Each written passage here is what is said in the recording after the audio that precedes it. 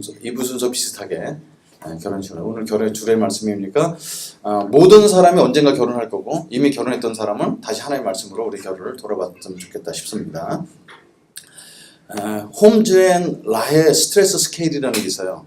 저도 이거를 얼마나 많은 사람이 활용하는지 모릅니다. 그래서 저도 이제 홈페이지에 들어가서 남이 이용했던 것만 듣지 않고 한번 찾아봤어요.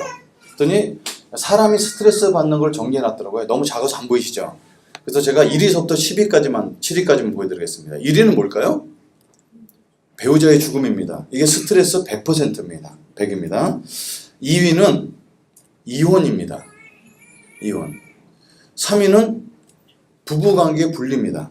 그러니까 사람은 이혼을 하지 않아서 따로 사는 거죠. 그죠? 4위가 감옥에 들어가는 겁니다. 그러니까 결혼 1, 2, 3위가 감옥에 들어가는 것보다 스트레스가 훨씬 더 높다는 거죠.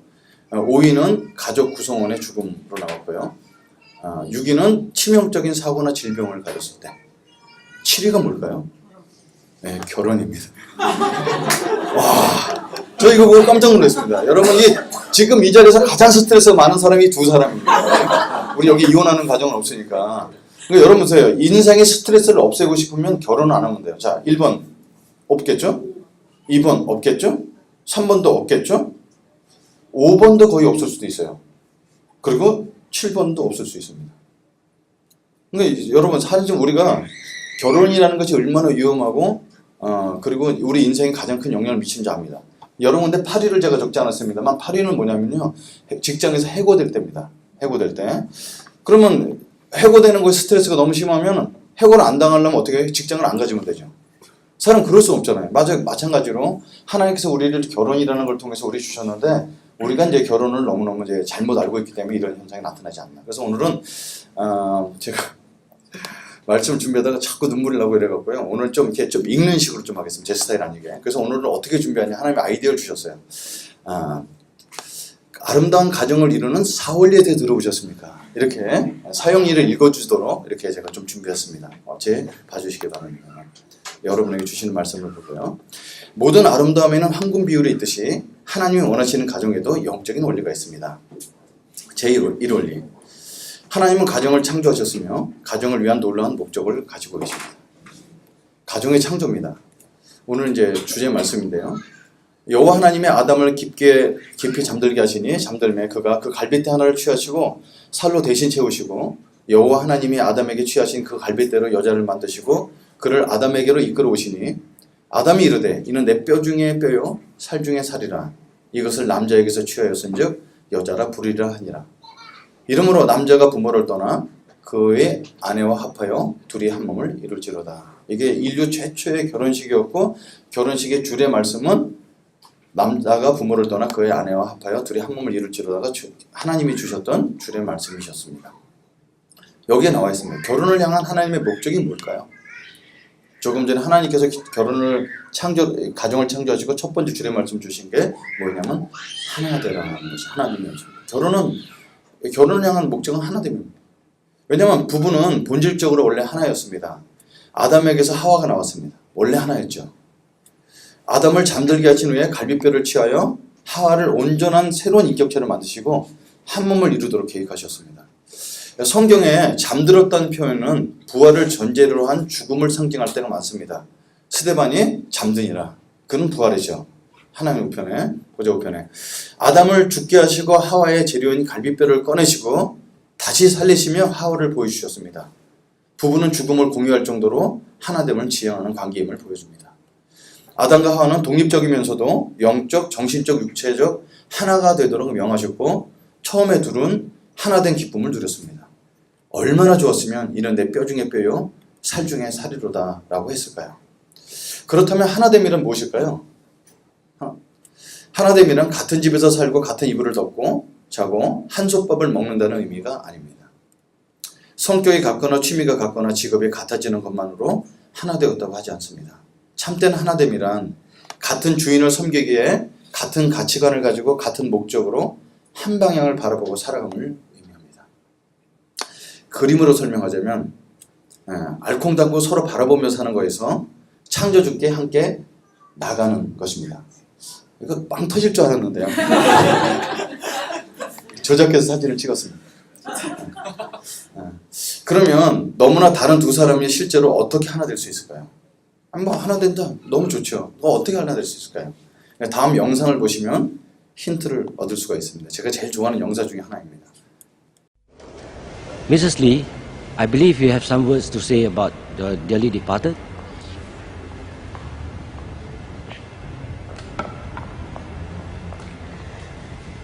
I'm not going to sing praises for my late husband. Not today. Neither am I going to talk about how good he was. Enough people have done that here. Instead, I want to talk about some things that will make some of you feel a bit uncomfortable. First off, I want to talk about what happened in bed. Ever had difficulty starting your car engine in the morning?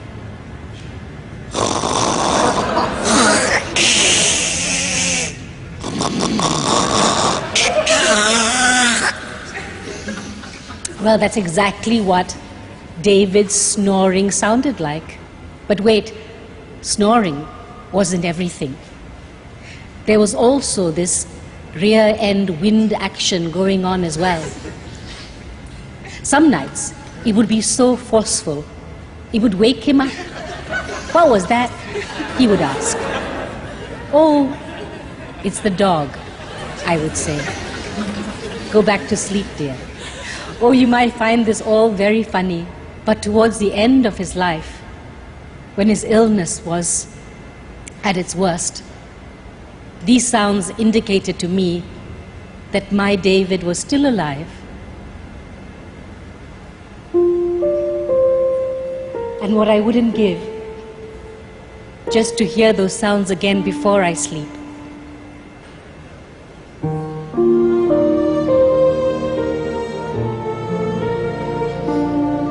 In the end, it's these small things that you remember, the little imperfections that make them perfect for you. So to my beautiful children, I hope one day you too find yourselves life partners who are as beautifully imperfect as your father was to me.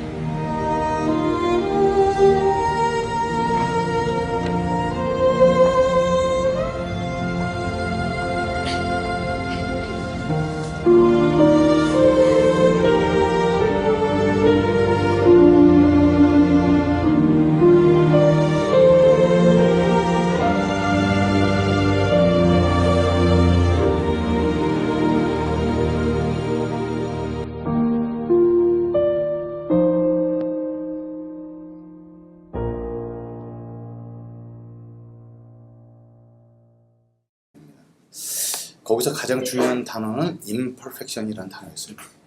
불완전, 결점으로도 해석할 수 있어요. 부부가 하나 될 수 있는 것은 아이러니하게도 내 눈에 보이는 상대의 불완전 때문에 하나가 될 수가 있습니다. 상대의 불완전함을 고치려 하면 서로는 원수가 됩니다. 그래서 우리 부모님들 많이 보여주셨죠? 원수로. 왜냐면 이 사람이 다 좋은데 요거만 고치면 되겠다고 다들 기대감을 갖습니다. 부부 상담을 하고 부부 세미나를 가보면 다 이 문제입니다. 다 이 사람 괜찮은데 요거 고쳤으면 좋겠다. 근데 상대의 불완전함을 고치려면 서로는 원수가 됩니다. 근데 오늘 이분의 그 아내의 고백처럼 내게 보이는 상대의 불완전함을 나의 장점으로 돕는 마음을 가질 때 부부는 비로소 하나가 될 수 있다는 거예요. 저도 이제 아내랑 같이 결혼해서 이게 왜 사람들한테 전화 걸면 되지 전화를 안 하지? 전화 걸면 돼 이렇게 자꾸 안 하는 거예요. 보니까 살아보고 나서 나중에 알았어요. 먼저 전화를 걸어 하는 것들을 쉽게 생각하지 않는 사람이라고 알게 됐어요. 장인어른이나 장모님한테 전화 걸 때도 되게 미룹니다. 전화 걸어야 되는데. 그래서 그 사람의 그게 이제 약점이죠. 임퍼펙트한 부분이죠. 그래서 지금 어떻게 하면 제가 먼저 전화 걸어서 장인어른과 장모님 수다 다 떨고 바꿔줘요. 왜냐면 그게 저의 장점이기 때문에. 그래서 상대의 불완전함을 나의 장점으로 도와야 되는구나. 이렇게 생각하면 그 부분은 하나가 될 수 있습니다. 하나님이 우리에게 주신 배우자는 beautifully imperfect한 사람입니다. 그거를 보고서 내가 도와야 되겠다. 이게 돕는 배필이 갖고 있는 마음이죠. 하나님의 목적을 지켜가는 그 가정. 그러니까 부부의 하나됨을 지속적으로 지켜갈 때 가정의 행복도 자녀 교육도 정서적 안정감도 따라오게 된다는 사실입니다. 가장 중요한 결혼에 대한 하나님의 비밀을 우리에게 알려주셨습니다. 그런데 왜 많은 가정들이 하나됨을 이루지 못하고 살아갈까요? 그 이유는 제2원리에 잘 나타나 있습니다. 제2원리입니다. 사람은 이기적이며 자기중심적입니다. 그러므로 하나님의 가정에 대한 목적과 상관없이 살아가며 부부의 하나됨을 체험할 수도 없습니다. 여호와 하나님이 아담을 부르시며 그에게 이르시되 내가 어디 있느냐 이르되 내가 동산에서 하나님의 소리를 듣고 내가 벗었으므로 두려워하여 숨었나이다. 이르시되 누가 너의 벗었음을 내게 알렸느냐 내가 내게 먹지 말라 명한 그 나무 열매를 내가 먹었느냐. 아담이 이르되 하나님이 주셔서 나와 함께 있게 하신 여자 그가 그 나무 열매를 내게 주므로 내가 먹었나이다. 선악과를 먹은 후에 부부 사이는 깨졌습니다. 더 이상 뼈 중에 뼈가 아닙니다. 영원한 죽음으로 몰아간 원수가 되었습니다. 부부의 깨어짐은 곧 가정의 깨어짐이 됩니다. 여러분 좀 부끄럽지만 우리 집안에 있었던 일들을 좀 나눌고자 합니다. 저희 집안에는 형제간의 살인이 있었던 집안이었습니다. 많은 어르신들 중에 되게 존경받는 어른이 술 취해서 벌거벗고 자식들 앞에 추태를 부린 사건이 있었습니다. 그리고 아버지와 두 딸 사이에 근친상간으로 대를 이었습니다. 첩을 열어두신 할아버지가 많으셨습니다. 저희 집안에는 시아버지와 며느리 사이에서 자녀를 두신 분도 계셨습니다. 그리고 부하의 아내를 빼앗고 그 부하를 죽인 사건이 있었습니다. 눈치가 채신 분들 아시겠지만 저희 집안 얘기가 아니라 어떤 한 집안의 이야기가 아니라 인류 전체 조상에 대한 성경에 나온 이야기인 줄 눈치가 채신 분은 아시겠죠. 우리 선악과를 따먹은 이후에 온전한 가정이 없다는 것입니다. 그렇게 다른 가정을 부러워할 것도 부끄러워할 것도 없습니다. 선악과를 먹은 이후 사실상 거의 모든 가정이 깨진 가정입니다. 저는 저희 아버님의 알코올 중독이고 도박 중독에서 저는 깨진 가정이라고 했는데 성경을 연구해보니 거의 모든 가정이 깨진 가정이라는 것을 알게 되었습니다. 성경에 등장하는 수백 가정 중 본을 삼아 따르고 싶은 가정을 찾기가 정말 힘듭니다. 연애 신혼의 달콤함으로 시작했다가 어려움을 겪는 것은 자연스러운 일이고 우리 가정만 어렵고 힘든 것은 아닙니다. 그러면 어떻게 아름다운 부부관계, 행복한 가정을 세울 수 있을까요? 그것은 제3원리에 나타나 있습니다. 제3원리. 예수 그리스도만이 가정의 문제를 해결할 수 있는 하나님의 유일한 길입니다. 우리는 그를 통하여 가정에 대한 하나님의 사랑과 목적을 알게 되며 또 그것을 체험하게 됩니다. 준비가 완벽히 되어 가정을 이루는 사람은 없습니다. 그냥 사랑해서 결혼하고 함께 있고 싶었지 결혼의 목적은 생각해 본 적이 없습니다. 이모 씨야 아들 모승재 군의 얘기입니다. 아직 마음의 준비가 안 되었는데 아기를 갖게 되었습니다. 이 모 씨의 아들 모 전도사 얘기입니다. 우리 교회 전도사 한 분 계시죠? 과거 상처로 인해 가정을 이루는 두려움이 있습니다. 우리들의 얘기가 아닐까요? 예수 그리스도 안에서 안정감이 없을 때 생기는 불안감들입니다. 많은 부부들이 불안해합니다. 가정의 목적에 대해서 알지 못하고 결혼했는데 너무 늦어버린 것일까요? 물 좀 줘. 내가 왜? 제 아들 결혼하는 것도 아닌데 왜 그럴까요?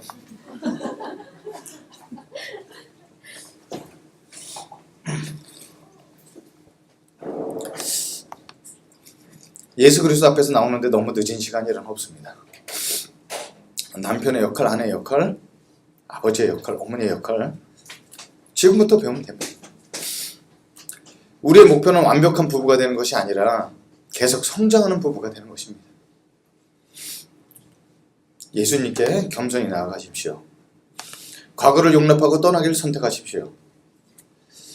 하나님의 형상을 닮은 자녀를 낳고 키우기를 기대하십시오. 부부의 사랑이 자녀 교육의 최선의 길임을 인식하십시오. 그러나 이상의 세 가지 원리를 아는 것만으로는 충분하지 않습니다. 제 네 번째 원리입니다. 예수 그리스도께서 왕이신 하나님 나라가 부부와 가정에 임하도록 결단해야 합니다.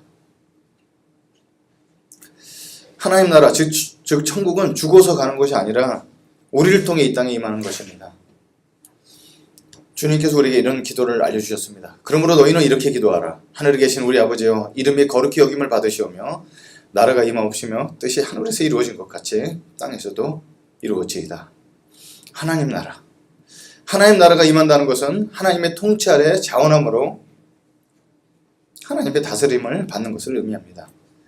가정도 하나님의 다스림을 받도록 내어드리는 삶이 이루어져야 깊은 평안과 행복을 누릴 수가 있습니다.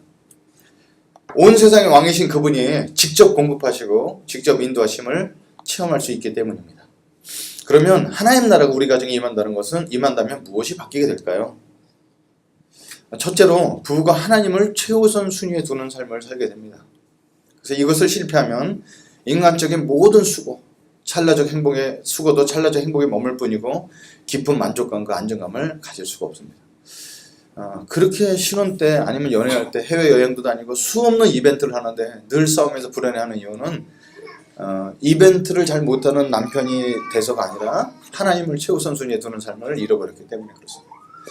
하나님 나라가 우리 가정에 임하게 된다면 두 번째로 부부의 하나됨의 우선순위를 놓치지 않는 삶을 지향하게 됩니다. 여러분, 부부 사이에는 부모도 그리고 자녀도 나의 꿈도 재물도 그 어떤 원도 들어와서는 안 됩니다. 그렇게 결혼하면 우선순위의 변화에 따른 결혼 이전과 아주 다른 큰 신분의 변화가 있음을 인식해야 됩니다.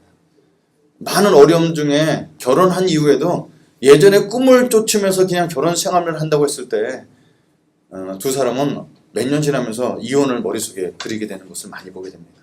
그래서 둘째로 하나님 나라가 임하는 가정은 부부의 하나됨 사이에 아무것도 끼어들지 않는 관계를 얘기합니다. 하나님 나라가 우리 가정에 임한다면 어떻게 될까요? 셋째로 자신의 존재에 대한 책임의식을 깊이 생각하며 살게 됩니다. 무슨 말이냐면 세상에 어떤 직위나 자리를 내려놓으면 그 자리는 누군가 대신하게 됩니다. 그러나 남편, 아내, 아버지, 어머니의 존재감은 대체가 불가능함을 마음에 새겨야 됩니다. 결혼은 큰 행복감도 주지만 큰 책임감도 따름을 마음에 새기십시오. 어떤 회사 큰 사장도 그 사람이 물러나면 다른 사장이 합니다.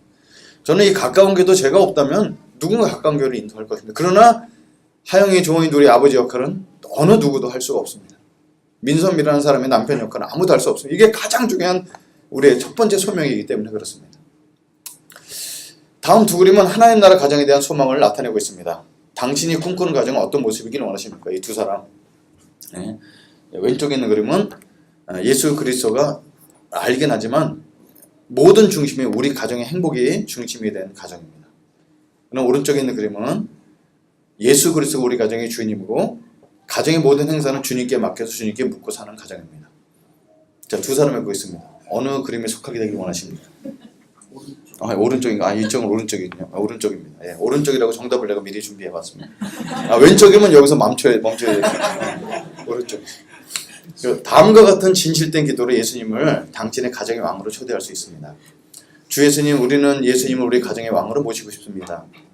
예수님이 왕이 되어 주셔서 예수님이 함께하는 우리 집은 궁전이 되고 우리는 왕자와 공주가 되어 가정의 크고 작은 모든 일을 왕께 묻고 맡기며 기꺼이 다스림을 받는 가정이 되길 원합니다.